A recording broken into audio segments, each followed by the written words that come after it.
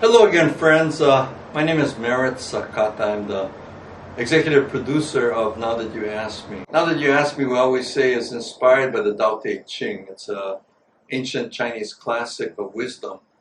And about 2,500 years ago, it is said that there was an old man going into retirement. And the gatekeeper, knowing he was never coming back, said, "Before you go, leave something behind for us." And so what he did was write stuff down on bamboo strips, and today, 2,500 years later, we think, oh, that was very, very wise and appropriate. Well, each of us, we believe, has a certain amount of wisdom depending on our past experience and depending on how we understand those experiences to be. We put them together with our life experiences, and they become wisdom that we can pass on to others. Today, we have a special guest. As most of you know, this program had been a part of All Believers Network at one time because it was a monthly meeting, but All Believers Network is no longer doing that anymore. And so our program, Now That You Ask Me, is being put together with just a bunch of volunteers based on the same premise.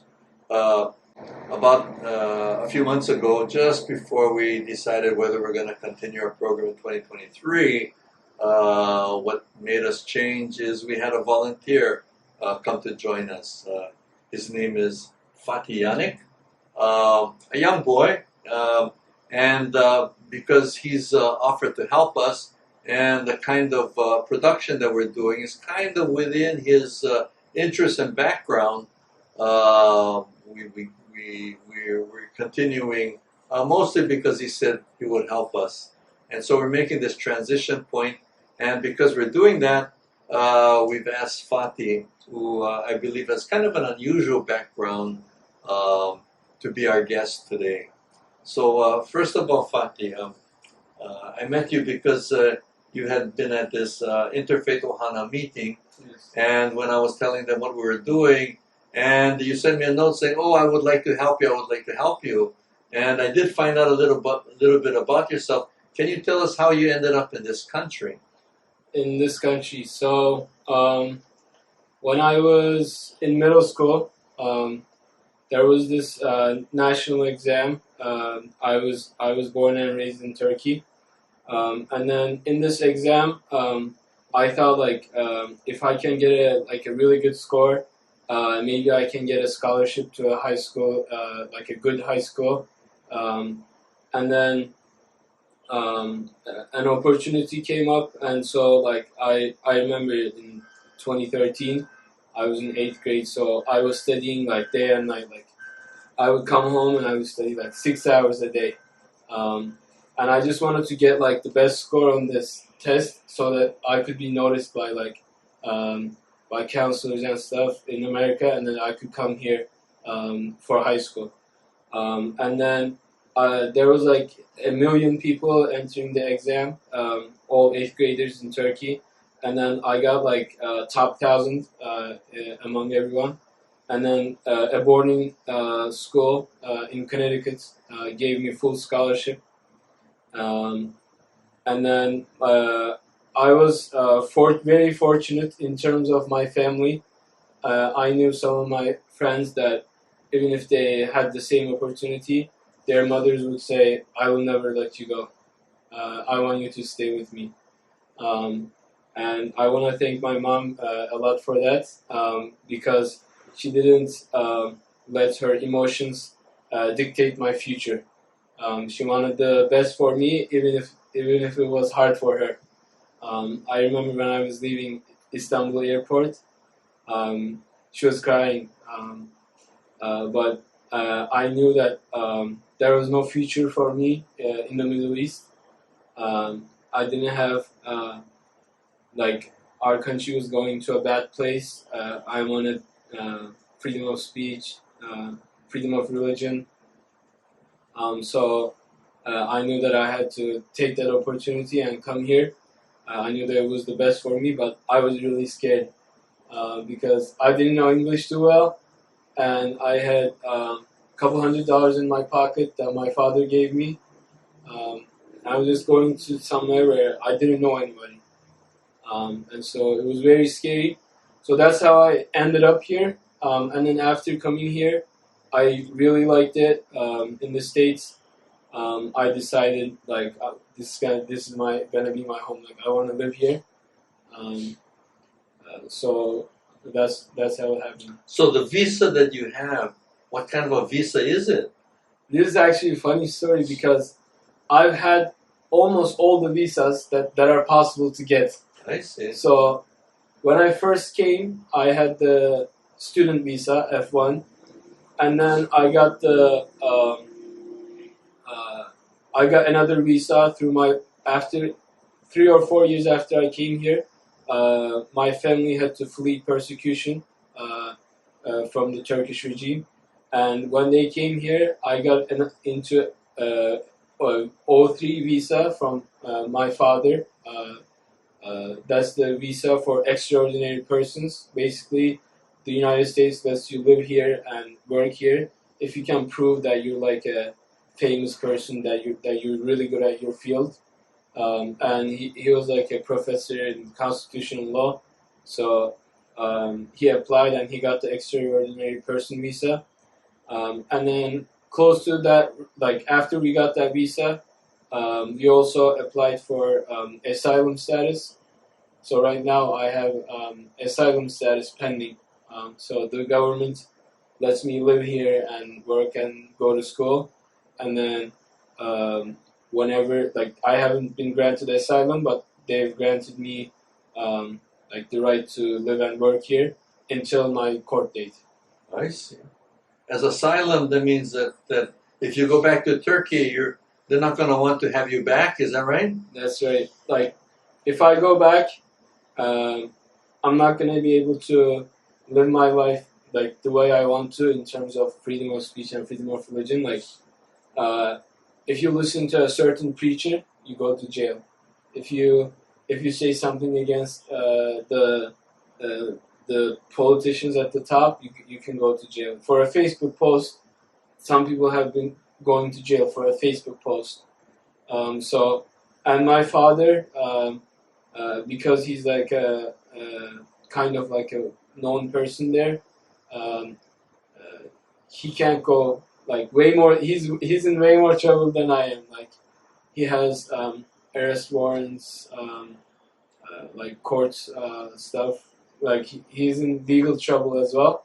Not because he did anything, but because they're saying that you're part of this group, so you're a terrorist. That's the idea. What kind of group is that? Well, because you are your father's son, then you're also associated that way in terms of being a potential enemy to the government. That's right. So the name of the group is some people would call it the Gülen Group, inspired by a Turkish Islamic scholar and writer, Fethullah Gülen. And but we call it Hizmet, and it's also known as the Hizmet Group. And Hizmet is a word from Arabic. It means to serve. And so the idea is that we serve humanity. I see. And I recall you telling me that Gülen also fled Turkey and is living in the United States. Yes, so that was another troubling time. In the 90s, there was a lot of persecution, not just on Hizmet people, but on religious people in general. Like, for example, in 90s in Turkey, if you had a headscarf, like a hijab, you would not be allowed to go to college with that. Like, security guards would actually just stop you and then tell you to take it out to go inside. If you had a hijab, you wouldn't be able to work a government job. If people figure out that you're like religious, you might get fired from your job. So there was a lot of religious persecution, and since he was back then before he was an imam in the Turkish ministry, and at the time he was a retired imam, but he was he kept preaching.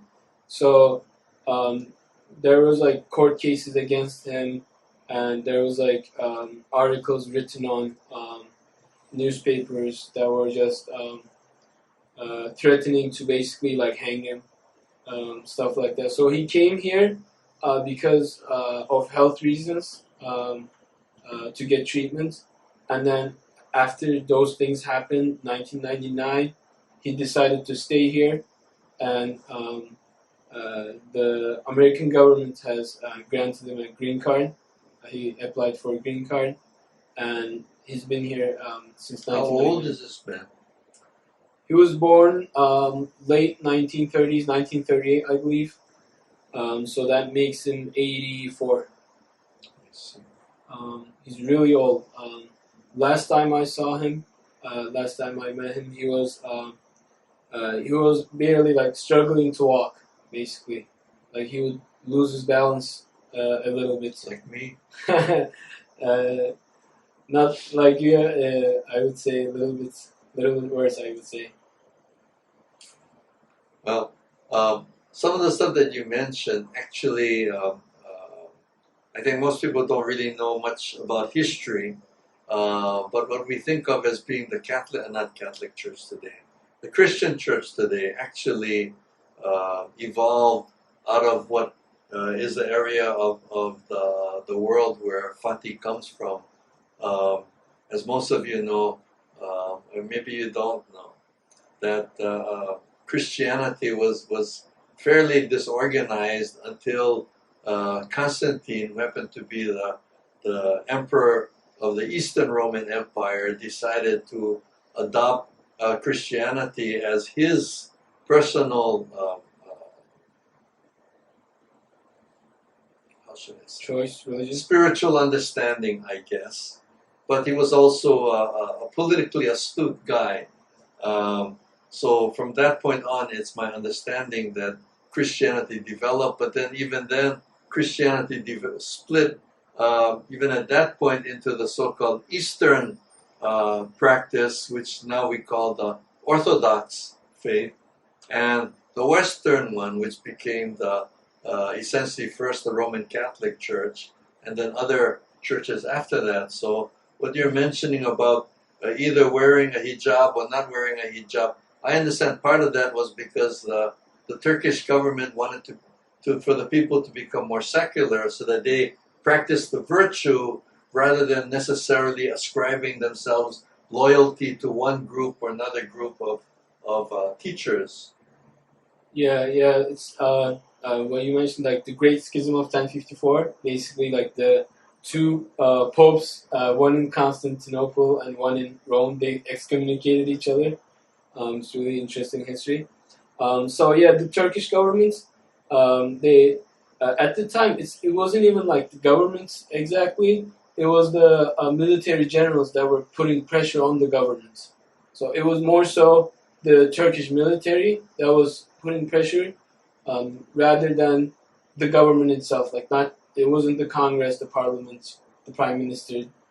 They could care less, I guess. But the military wanted the country to be very secular.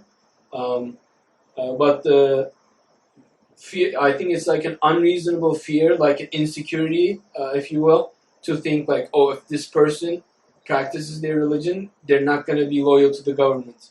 Like, one person can be loyal to the government and practice their religion at the same time. But in their mind, I think the way it happens is anyone who's like religious or a communist or whatever, then they're not going to be fully loyal. That's the idea. But I think it stems from a lot of insecurity. Well, I'm not sure, but and we don't really want to necessarily get into politics here, but I understand that the current president was a military man originally. Is that correct, Erdogan? No, actually, he was a career politician. Oh. Yeah. Well, that's interesting. Yeah, he did it. He doesn't have like military background. Well, those of you who have been watching, or now that you asked me, if you watch our previous episode, we had another conversation something along the lines of the dynamics that Fatih is talking about, because in our country today we're having the same kinds of social, kind of religious turmoil. The point that you made just now, Fatih, is kind of reminiscent of the last episode that we generated for Now That You Asked Me, where we're talking about the potential complications in our society because of the strong move that people are calling Christian nationalism. And we have to understand that everybody is well-intentioned. It's just that, what we will do is greatly different. And so this idea of loyalty or consistency, all of these things will always be there. And it really is the role, it seems to me, of people of faith, also people who are educators, also people who are government people, to be the ones to actually pull people together. Nevertheless, since you come from Turkey, that's an area where there's been a whole lot of changes happening in that area, largely, I think, because of the geography. Because Turkey is considered to be the dividing point between the West and Asia in a certain way. Yeah, and actually in a literal way as well. Like in Istanbul, it's one city, but part of it is in Europe, part of it is in Asia. So it's also in a literal way as well. And in that way, because we say Now That You Ask Me, unfortunately, most people don't realize their role in society to be paragons of virtue. And unfortunately, most of us think that what we say is important. No, actually what we do is important. Because what we do actually becomes an example that other people are influenced by. And if we are able to somehow become people that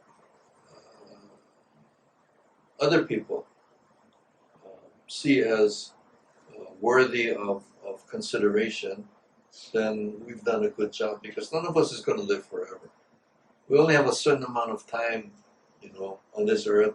Hopefully, we've done well. And Fatih, I understand that you consider yourself to be Muslim. Yes. And there's many, many different flavors of Islam. Yeah. And you're a young guy, so you probably don't look at the world the same way as me, who's 75. Tell me your understanding of Islam and what it is that you do. Forget about what other people do. What it is that you actually try to do and why.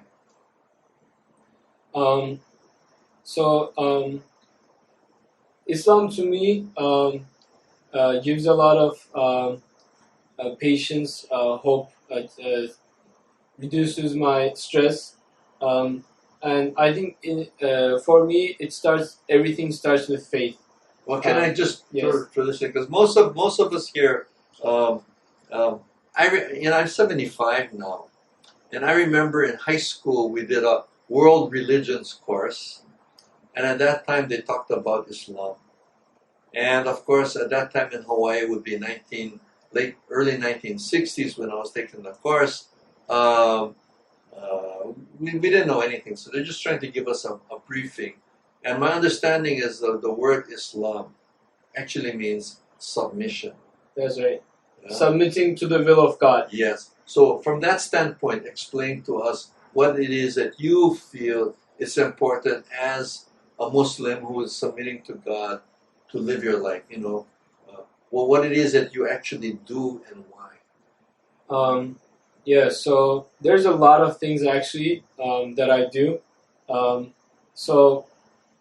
We can talk about, for example, one of the things that I do. I pray 5 times a day, which is one of the most important tenets. It helps me take a break from the world and just remember God and it's really helpful because even when there's like a really stressful situation, like you remember, like if you remember that there is a God, He sees everything, He knows everything, it just makes me more comfortable. And I don't do it because it makes me comfortable, but it also makes me comfortable. So the idea is submitting to the will of God. So then, and the next idea would be to do things only for the rida, we say, of Allah. So that means only for the sake of Allah. So that's actually like the main thing, is doing things for the sake of Allah. Well, because you said that, and most people, I think, have no idea what a Muslim prayer is like. Of course, you can do it in Arabic, but can you explain to people generally what the words mean of the prayer? Because it's not God give me this. So there's actually like many verses and supplications that you perform even during just one prayer. So it would be really hard for me to explain all of them, but just I can explain like the main ones, Yeah. maybe some of the main ones. So you start with saying Allahu Akbar, which in popular culture, it's like, oh, Allahu Akbar, bomb. But in reality, it's Allahu Akbar, which means God is great. And so you say God is great, and you start. And then you say Bismillah, which means starting with the most merciful, most gracious. So that's what you say before every section of Quran that you're gonna read. You say with the name of the most merciful, most gracious. There's this first page of Quran that you have to read. We read every time that we start the prayer. The first verse is in Arabic, Alhamdulillahi Rabbil Alameen, which means the thanks and grace be to the creator of all universes. If I'm making small translation errors or mistakes, it's because I can't think the exact word in English, but I know what it means, but sometimes the exact word doesn't come to my mind. And then it's Maliki Yawmiddin, the owner of the Day of Judgment. So when I remember the Day of Judgment 5 times a day, it helps me be more grounded and think about things twice before I do something that might hurt someone, or before I do something that might hurt me even. Because I know that there's Day of Judgment, so that helps a lot. إِيَّاكَ نَعْبُدُ وَإِيَّاكَ نَسْتَعِينُ, which is we only pray and ask stuff from Allah. So Allah basically just means God. When I say that, I think to myself like, I'm only asking from Him. So sometimes people can ask like, if you're only asking from Him, like why are you asking for anything from anyone, right? But the way I would explain it is, you ask from Him first, but you also have to do the necessary things that go along with asking Him. Like if you're asking Him, but you're not working towards it, that doesn't make sense. Like if I pray to get a good exam score, but I don't work for it, that doesn't make sense, because working for it in our idea is also a form of prayer, because you are showing God that you want it by putting an effort towards it, and He will reward it because He sees everything, He knows everything. It's, I think I do both of them. I think it's best to do both ask and do the necessary things that are required, because if you just ask and you're not working for it, I think it seems a little non-sincere, you know? Went on a tangent there, but... no, that's what it is. And then we also say Amen, the same as Christians. We have more similarities than differences, but hard to recognize sometimes. So we say Amin, which is the same thing as Amen. And Amin means let it be. Yes. Yeah. Let it be such. And there's a lot of other things as well, but I think that's a good small summary. I explained some parts of it. Well, I think you pointed out something that most of us fail to realize, only because we don't think about it. But that in order to be a person of faith, you actually got to do what it says we should do. It doesn't help to talk about we're supposed to. Yeah. If we do, we do. We don't, we don't. Because what it says in the Bible, by your action, is how you will be known. It's like I said, in a certain way, all of religion, all of life is common sense. It's unfortunate that we have a lot of bad habits.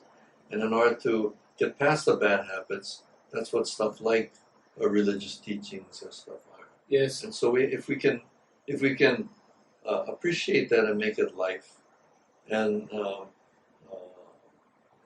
we look around and we see today in America we have a problem, primarily because we become a society of advertising.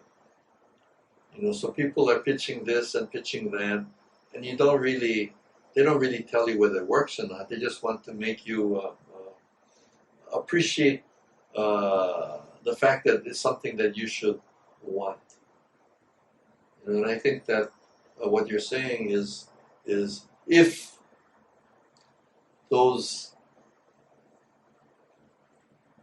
how should I say, that lifestyle is practiced, then pretty much you're going to get what you deserve, good or bad. Yeah, they call it law of attraction. You call it dua, we call it prayer. It's actually, I think, like the same thing. Like if you really want something, then God recognizes it. And if you really want something, like the law of attraction, have you heard of it? Yes, but the difference though is a lot of times what we want is not really what we need. That's right. And too many of us, I think, look at prayer as I tell God what I want and it's His job to give it to me. And a lot of us will think that way, but it doesn't really work out that way. Yeah. It's if we can do what we think God would have done, might have done, and try to do that, even if we're wrong, we're going to find out pretty fast. But if we do it whatever we like and hope that God will approve, it's a little bit difficult. So when you say the master of the day of judgment, it's to become sincere. We're not going to be here forever. What are we going to leave behind? Can we die with a smile on our face? Yeah. I always think if I can make the 8-year-old Fatih and the 80-year-old Fatih, they're both happy about who I am, then that I lived a good life. If the 8-year-old or the 80-year-old, if one of them are unsatisfied, then that means that I'm not living a good life. I'm not reaching my potential. And I really like this quote of that Gülen says. He says, ears are full, eyes are hungry. So he says, like, why are you talking so much? Just show with your actions. That's what he means.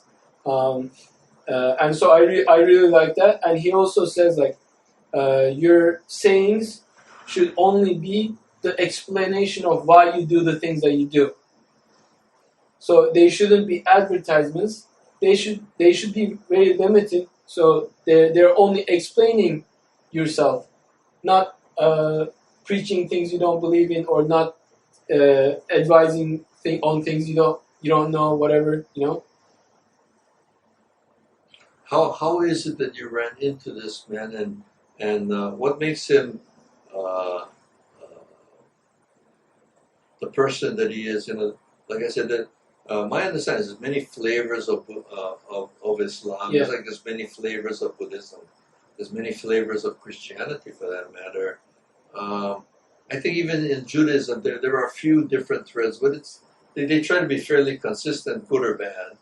Well, what makes this particular teacher attractive to you and attractive to the people that he's drawn around him? I think some of his ideas are very revolutionary. One of the things that that's really important for me is that I think he's an independent thinking person. Like what he's preaching does not sound like he's trying to please another person. I feel like when I study his life, to me it looks like he's just doing everything for the sake of Allah. So that's one thing. Another thing that he doesn't promote divisiveness. He promotes interfaith dialogue, for example. In the 90s, in a very conservative Turkey, he went and he received an invitation from the Pope, a private invitation, and he conversed with the Pope. At the time, the other scholars and imams, they called him like, how can you do this? He's not Muslim. Why are you talking to him? But he believes that cohabitation and communication won't do us any bad. So that's one thing. Like he doesn't promote divisiveness. He promotes inclusivity, and in the same way, he encouraged businessmen and teachers from his country to go out and open schools and other institutions that would help the local people in more than like 170 countries. That's another thing. He tries to fight ignorance. So at first he opened like dormitories for students, and he would get his businessman friends to support college students so that low-income people could get a chance to go to college, which was a big deal for them in Turkey. So he tries to fight ignorance with his preachings, with his emphasis on education. And the third thing is he tries to fight poverty. He inspired people to open non-profit organizations. One of them is in the United States, I believe, Embrace Relief. There's a lot of non-profit organizations, but that one's specifically like aid, emergency aid and disaster relief, things like that. That's what they're focused on. So he encourages people to share and to prosper because before, there was an understanding in my grandfather's time where since the government is secular, that if you are Muslim, then you can't participate in public life. That was the idea. So he tried to create the spaces for those people that couldn't participate to be part of the conversation and part of the table. So that was, I think, revolutionary in terms of how many people that I know that told me that if it wasn't for these people helping me, I wouldn't have gone to college. If it wasn't for them helping me, I wouldn't have done a master's, PhD, or I wouldn't be the person I am today if those people didn't help me. There's so many people that I know that told me this, which moves me a lot. It's I think very important. So I think those three things that he tries to fight, trying to promote inclusivity, and then education, like fighting ignorance, and then fighting poverty. Those things are, I think, very important to fight, in my opinion, as well. And the other reason is because for a lot of us, trying to live Islam in America, in the West, in a secular country like Turkey, it's really hard. And he showed us a way to combine our Islamic ideas without compromising and still join and enjoy public life. So he showed us a way to enjoy both without compromising one or the other. So that helps me understand my place. That helps me understand the society I'm in and the subculture I'm in, and be at peace with it. So I don't have an identity crisis. Those are the, I think, main things that attracted me towards him. I see. Why I'm smiling, yeah, is because I tell people, yeah, I'm a member of a group called InshsaAllah, and InshsaAllah approaches life in the same way. I tell people that I've come to realize, because InshsaAllah came about in Japan in about 1930s, when they were having a tremendous problem, because Japan had been able to be, they use the term hermit kingdom, there had been all these colonial influences all over Asia, and they were co-opting all of the different societies because they brought a certain commercial thing along with them when they came. And so it made people into, I hate to say it, greedy. And at a certain point, it was causing problems. I said, now let's go back to the old ways. At the same time, all this stuff is an opportunity for the future. How do you participate in all of this, some of which is corrupt, at the same time not sell your soul? And how you do it is to become a person that is disciplined. You don't display the discipline, you just live by discipline. And it's hard because it's a transitional thing. Sometimes the bad times have to come for you to understand what the good times require of you, so that we elect to try to do things the right way, even though the temptations of doing it a different way are always going to be around. But when you mentioned that about Islam, I consider Sheikh Ismail a friend. That I'm doing stuff in the interfaith community is because of an event that we did while I was head of the lay teachers within InshsaAllah. And Sheikh Ismail, the Imam, came with Professor Abdul Karim Khan, and he explained a certain thing, but he recited from the Quran. I don't know what surah he was reciting. And one day, being a teacher, I called him up. I said, Sheikh, I really should read the Quran. And I know there are many, many translations. Like, we look at the Bible and we say this is the Bible, but it was originally written in Greek and some other languages, and now becomes the Bible, largely because of what happened in Turkey in the time of Constantine. So if we can put things into a historical perspective and understand the circumstance, we start to see that all of life is always going to be this turmoil. And so I asked Sheikh Ismail, recommend to me a version of the Quran that I can read, so I would know what it is these people are studying. And he did. He gave me one.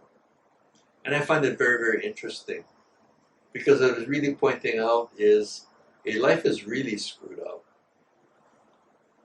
Bad things are happening all of the time.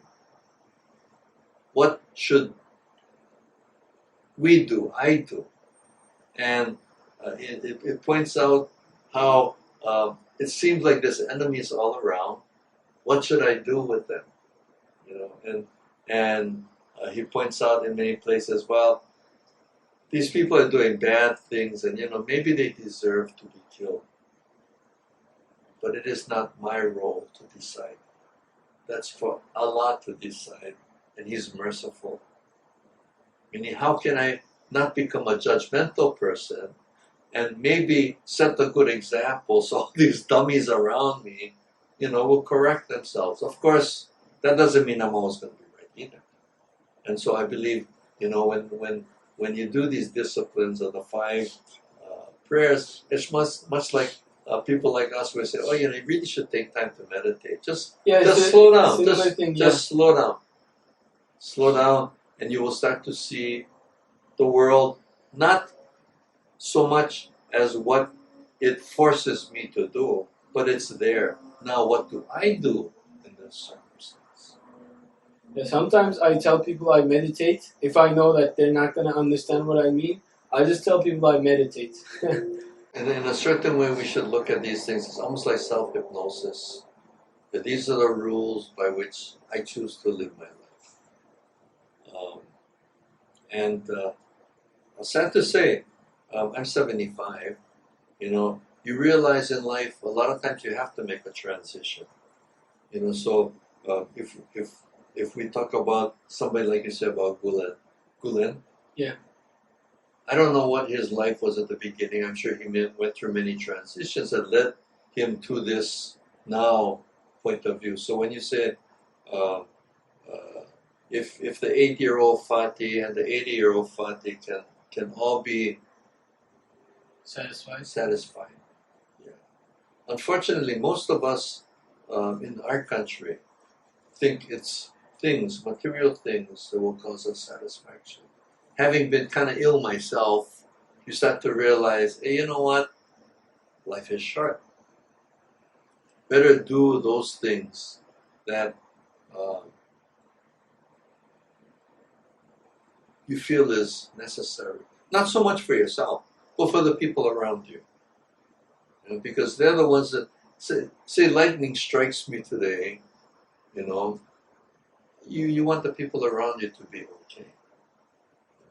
And I'm supposing that's the realization that when you said your mother let you go, probably that's a thing that she realizes that, for me to be happy, I want my son to be happy. So if what he thinks is going to make him happy is this, then I have to be content. And that's what I did this for. Yeah, and it's a shame that not like all mothers think like that. Sometimes in the name of love, things can be a little bit more selfish. You use the term selfish. In Seichonaye, we have something that we call the Articles of Faith. And one of them in English is currently rendered as destroy your selfish attitude. But in Japanese, that's not what it says. It says destroy your ego. The idea that I am a separate being, basically. Actually, we're connected to everything. When I move, everybody else moves. We're all connected. And so we have to realize that sometimes we get pulled into an area where we really shouldn't be.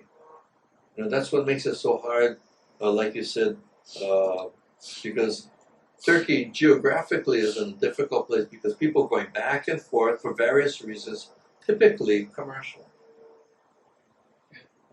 We live in Hawaii, it's an island. Japan is an island. I'm Japanese. But you look around in Hawaii, and almost everybody in Hawaii has come from an island. The Filipinos, Samoans, the Naugatuck Tongans, all over. Of course, there are other people from continental places. But because we live on an island, you come to realize that this is actually like a little boat. And a little boat is always going to be not really threatened, but exposed to the elements, and most of all, sinking because you got holes. And so the society, I believe, which was originally in Hawaii and in Japan, had a very tight-knit place because the idea is, hey, don't make any holes. If you make a hole, we're all going to suffer. So don't make holes. And you know what? If you make a hole, over the side you go. That was very prevalent in the old days. But now, because people have become somewhat oriented toward material things, we're bringing to ourselves things that might actually tip the boat over. And when you talk about places like Turkey, that's always been the case. The Middle East was like the middle of the freeway, people going from this side that way, north and south. It was a transition point. So it's only natural that there was all of these kinds of turmoil over a long period of time. The problem, though, is it makes people realize that, I guess I'm always subjected to all of this turmoil, and you get used to the turmoil. Whereas sometimes you have these phase of discipline saying, no, we have to kind of extract ourselves so we don't get dragged along, so that we can have a certain, solid foundation. Yeah. Also, sometimes all that turmoil can lead to a place where like obedience is valued more than it should be. There's a strong military culture in Turkey. If you're obeying the authoritarian figures, that's looked at as like a good thing. But what it should actually be is questioning things and then trying to improve them. Because if you don't question the decisions of the authority, how can you ever improve it? Well, you make a good point there, and that's what I believe. When we came up with the idea of using the Tao Te Ching as a model for what this program is, Tao Te Ching apparently one rendering is the way of virtue. Tao is what has a meaning of road. Yeah. And the I guess it's actually. Japanese would say toku is virtue. So in my mind, the practices he's talking about that are taught in Islam is, how do I do the right thing? And to do the right thing, I have to do this. And if I can do these things, like you said, you have a certain sense that, hey, whatever happens is going to be okay. I mean, I may have been wrong, but I tried. Yeah. In the Quran, there's a verse that says that basically explains that Allah sent a messenger to all societies. So I believe that in the Quran it's not Jesus, Abraham, Moses, all of them are mentioned. So all Muslims believe that. But on top of that, I believe there is a high chance that Tao, Confucius, Plato, or Socrates, actually Socrates maybe more so, that all of these people are also messengers of God. I think there's a very high chance. Because when I look at what they preach, it looks like it's coming from the same source. So I think there's a very high chance that they're also messengers of Allah, because we believe Allah sent many messengers to many societies that are in need. Like the Arab society, before Muhammad came into it, it was there was a lot of injustice, and it was just no way to live. And so one of the things that you mentioned, destroying your selfishness, ego. Actually, a lot of people misunderstand the meaning of jihad. So jihad, they think, you gotta fight, kill people, but jihad doesn't mean that. That the Arabic word for that is qatl, and that jihad is something else. Jihad means to struggle, and to struggle, to make an effort, doesn't mean that you have to kill someone. That could be one form of jihad necessary if you are threatened or whatever. But if you are in a war, whatever. But they're coming back from battle, and then one of the companions asked Prophet Muhammad ﷺ, we say peace be upon him, peace be upon all of us, and he says, so now we are going to the real jihad, the big jihad. And the companion says, since it means to make an effort, we were just struggling so hard, wasn't that the big jihad, wasn't that hard? And he was like, no, the big jihad, the one that matters the most, is we're gonna go back to our place, and then we're gonna try to fight our own ego, our own nafs. In Arabic they say nafs, so your own selfishness. That's in his idea, that's the highest form of jihad. but it's so misunderstood these days, because when you say jihad, they just think, oh, suicide bomber. But that actually has nothing to do with jihad. And even the form of jihad that's permissible to fight is for you to defend yourself, and not to conquer other people, or try to advertise your thing. Like, no, if there's a persecution, if you're in danger, then that's the last resort that you have to maybe do. But that's a low form of jihad that could sometimes be necessary. But the one that you always have to do, and the one that matters the most, is fighting your inner self to try to improve yourself. The idea of self is probably the most important. Too many of us talk about what you should do. Telling ourselves and others, oh, you should do this, you should do that. It should be, like, this is what I do. This is what I found to work. That's, if you read the Tao Te Ching as an example, that's all it's really talking about. When you look around, it's all connected. There's nothing that can't be done that is not connected. So depending on our awareness, things will either move smoothly or they won't move smoothly. It's unfortunate, though, that especially if you live in an area like you do in Turkey, it's only natural that the effort to come to that quiet place, it's a big job. It's a big job. Like, so many of us today, if we happen to read the Bible, and if we happen to look at stuff like the Ten Commandments, we think, of course. Now we have to realize in the story of how the Ten Commandments came up, when Moses came down from the mountain and says, God told me that we should do these things, not too many people agreed with it, because that's what they were doing. What he said don't do is what they were doing, and they were getting away with it at that moment. So to elect to become the kind of person who can allow these different provocations to pass without getting all worked up, that's the lesson of becoming a situation where you can die in peace.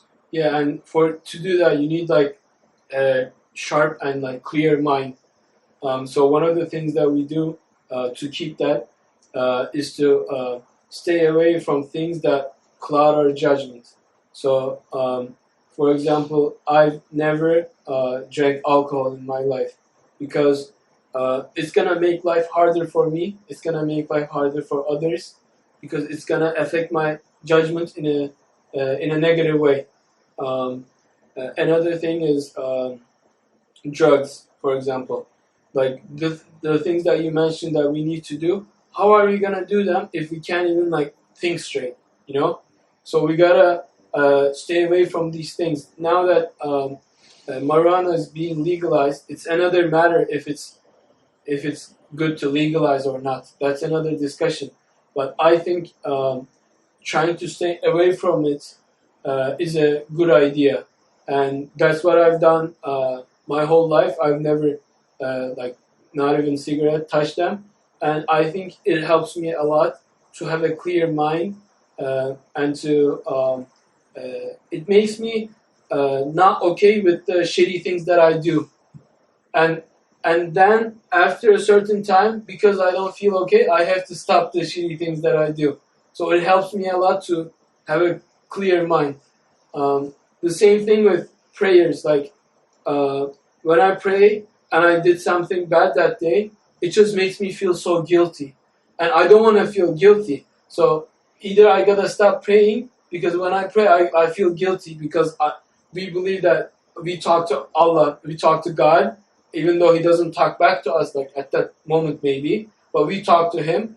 We are in the presence of Him, all of humanity, all the time. So then I feel really guilty if I do something bad that day. So then it helps me stay away from the bad things, because I don't want to feel guilty about myself.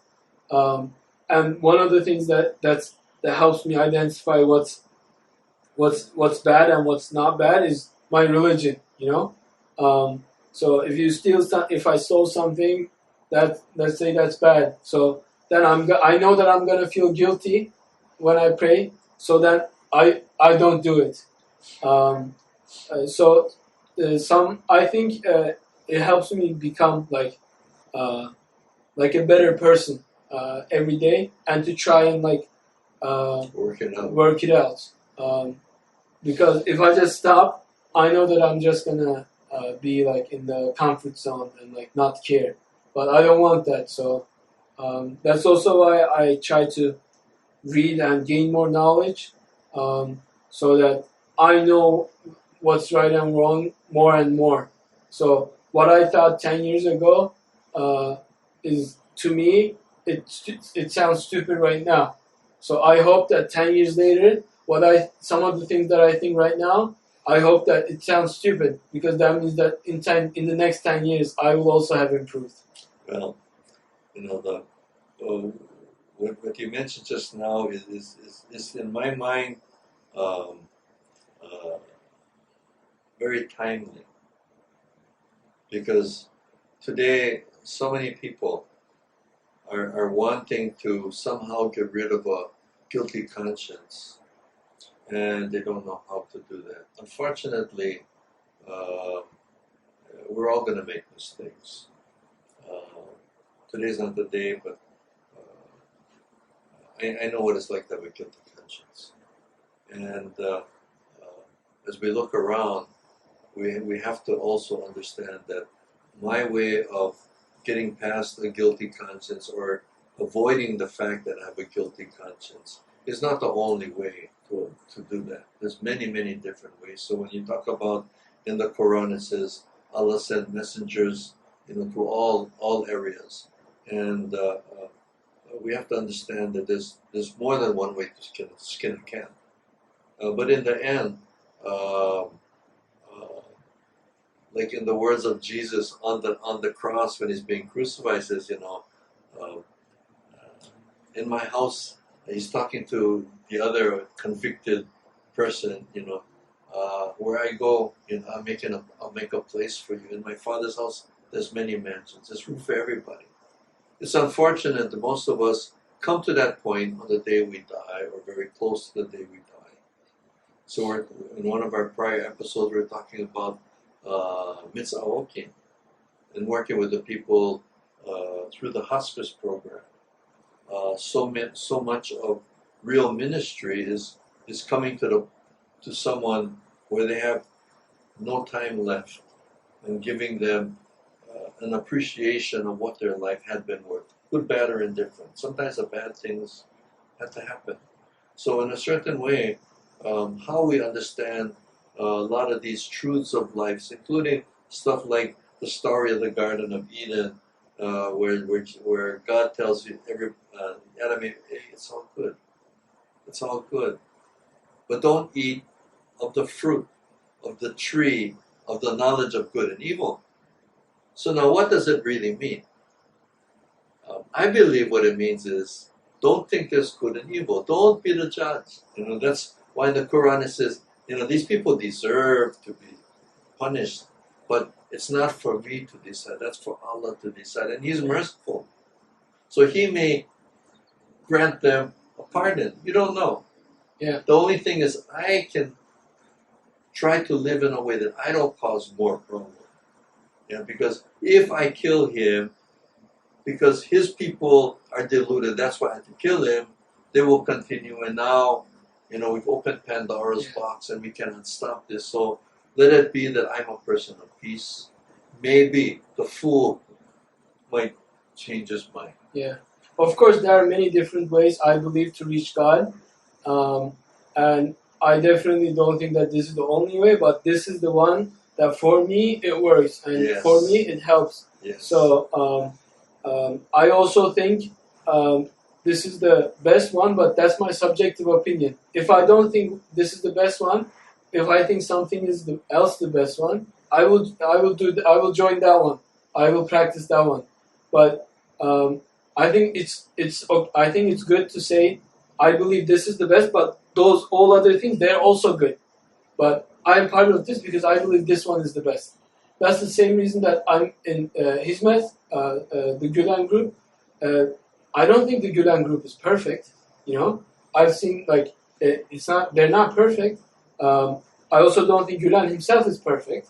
But when I look at all the Muslim groups, I think to myself that that's the best one. And not that the other ones are also good, except the extremist violent ones. I put those aside. They're a small minority, like 1%, 2%. But other than that extremist minority, they're all, the other ones are also good. But I'm in this one. I'm part of this one because I believe this is the best one. Doesn't mean I have to put down the other ones. That's right. And so you said that sometimes like something bad happens and it had to happen, right? So that reminds me of something that happened in my life where my father was hiding from government persecution. He was scared that there were in Turkey there were a lot of torture and the cops kill someone and make it look like suicide stuff, the really dark stuff. Like if someone's seen the movie The Pianist, similar things I've heard happen from witnesses to what The Pianist happened, so when he was hiding, I didn't know where he was. I couldn't hear from him for 8-9 months, and that in the beginning that looks like a very bad thing, but it helped me reassure myself and understand how much I love them. It also helped me understand that how much I love that in the United States I don't have to fear government persecution because of my religion. So actually it helped me in a lot of ways. Maybe some of them I don't realize right now. Maybe some of them I'm going to realize five years later. But it was really hard at the time not being able to talk to him, not knowing where he is. Being scared and stressed for him, but now that I look at it, it had to happen for me to become the person that I am today, and that it did overall. At the time, yes, it kind of affected me negatively, but if you look long term, overall, it was good for me. The other days, Fatih and I were talking, and we're talking about the grass is greener on the other side. And America is built. It's a country of many migrations of immigrants. Even today, it hasn't ended. Only because people see America as a place where certain maybe injustices that they had wherever they were living, or economic deprivation that they were experiencing and they continue to experience. They come to America thinking that the grass is greener on the other side, and we're joking, right? Same grass. If you take down the fence, it's the same grass. It's a question of how well we're taking care of our grass. If his grass is greener, maybe it's because he was taking care of his grass better. But the problem is, if I go over there and I bring my bad habits, that green grass is going to turn into a desert also. So everything that we do is important to realize, like you said, what are the mistakes that I didn't know I was making, or maybe I can become aware of it and correct them. That I believe though is why the Catholic Church does confession, absolution, and communion, because it's always good to think that God will give me what I want. But if you don't feel like you deserve it, you're not going to pick it up anyway. Oh, I don't deserve it, so I'm not going to do it. So all of life is to become aware that, what I am receiving is what I deserve. It's a limit of what I have been able to do so far. And some of them is that we are continuing lifestyles and habits, good and bad, of the people that went before us. But for us to be able to at least acknowledge our own responsibility and to move forward with that, It's probably the greatest gift that we can give, not only to ourselves, but to the people around us. Thank you very much for joining us for our little conversation here.